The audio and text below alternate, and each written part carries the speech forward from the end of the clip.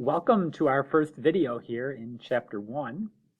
The way these videos will work, they go through and match up with the notes. I'll kind of go over the information. This is useful if you've missed class or if you just want to recap. What you'll often need to do if you need the notes, you'll need to pause the video to record the notes. I don't leave enough time often in the narration for you to write everything down.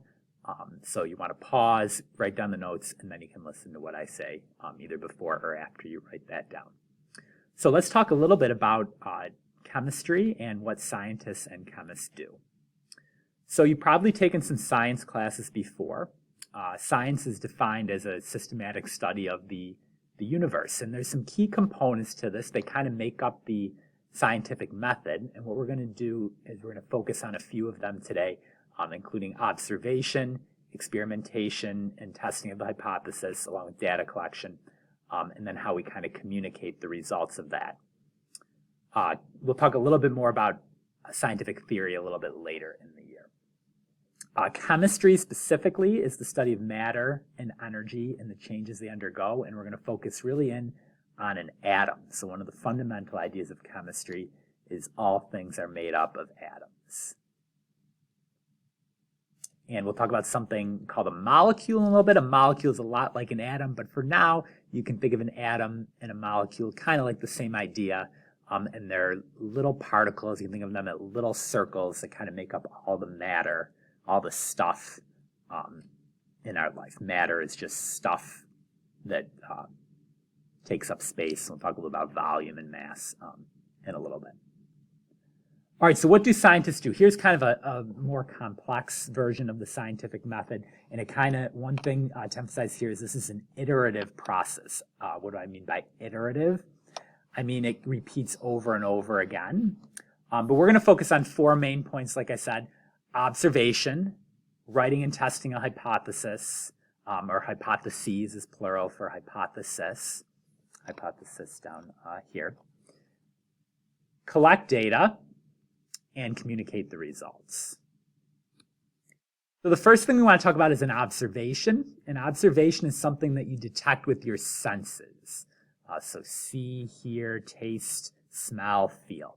In chemistry, we'll rely a lot on sight, sound, indirect smell, which we'll talk about a little bit in the lab. We won't do much feel, although we can feel like the outside of a test tube if it gets hot, and we won't be using taste. There's no explanation in an observation. So an observation is simply, what do you see happen? The bell sound just rang in the background here. That's an observation. A bright light appeared. That's an observation. You're not talking about why that sound appeared or why that light appeared. And what observation does, you're observing all the time.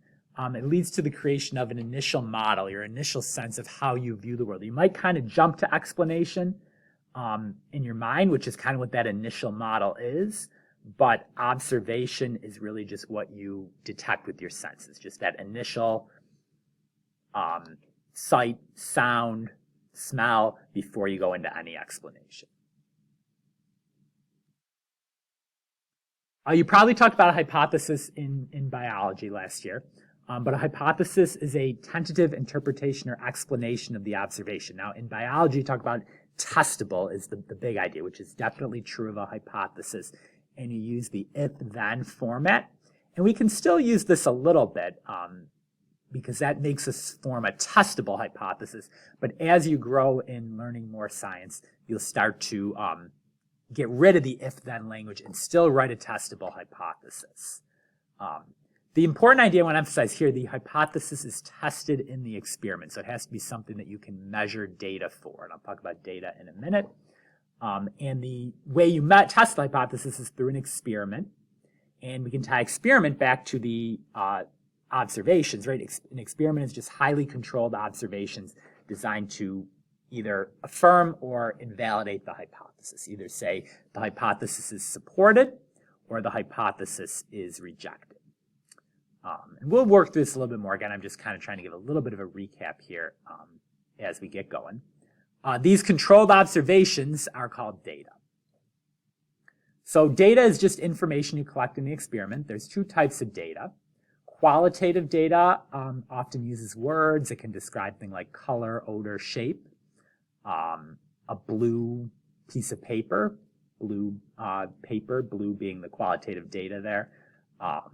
Quantitative data, we work with this a lot more. This, gives us a more precise type of data, and we can talk about measurements. And what a measurement is, we'll be taking some measurements in the lab, is a piece of information, a piece of data that tells us about the extent, dimensions, or amount or quantity of something.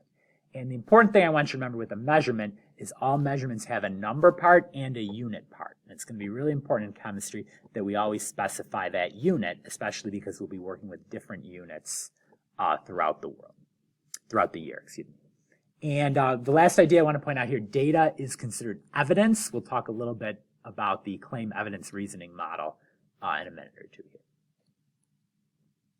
So what are some common measurements you might encounter in chemistry? Length, and the base unit of length is the meter. Length tells you how long something is. Mass we kind of think of as weight. They're not technically the same thing, but for now you can think of it like weight. The base unit is the kilogram or the gram, we'll say here without the prefix. Technically, in the SI system, which is what all these units are from, it's kilogram. Volume is how much space something takes up. So you can think of like a 1 liter bottle of pop. A liter is the unit of volume. And temperature, which measures the average kinetic energy of a substance. This will measure in Celsius, which you're probably familiar with, or a new unit we'll introduce in a little bit called Kelvin. And then we'll also encounter time in this class, which we'll measure in seconds. Now, all of these units are in the metric system. Forget about temperature for just a minute. So we can put prefixes in front of them, which you might be familiar with from last year. The most common smaller prefix would be milli. So millimeter would be 1,000 millimeters are in 1 meter. And larger would be kilo, and it would be 1,000 of the base unit is in that. Let's see if I can find the pen here. Turn it on. So again, 1,000 millimeters would be 1 meter. So a milli is 1,000 times smaller. And then 1,000, we'll use meter again. 1 kilometer would be 1,000 meters. I'm gonna have to get that pen figured out. That's a 1,000. So this works for any unit here. So if I wanted to do grams, it'd be 1,000 milligrams. We're in 1 gram. If I want to do liter, 1,000 milliliters in 1 liter, and so on and so forth. We'll be using those a little bit throughout the year. The last part of the scientific method here that we're focusing in on is communicating results. And when we communicate results here, we're really talking about this explanation now. We're using our data, our evidence, to come up with a new model. So if you remember when we observed, that was our initial idea. We had an initial sense of how it might have worked.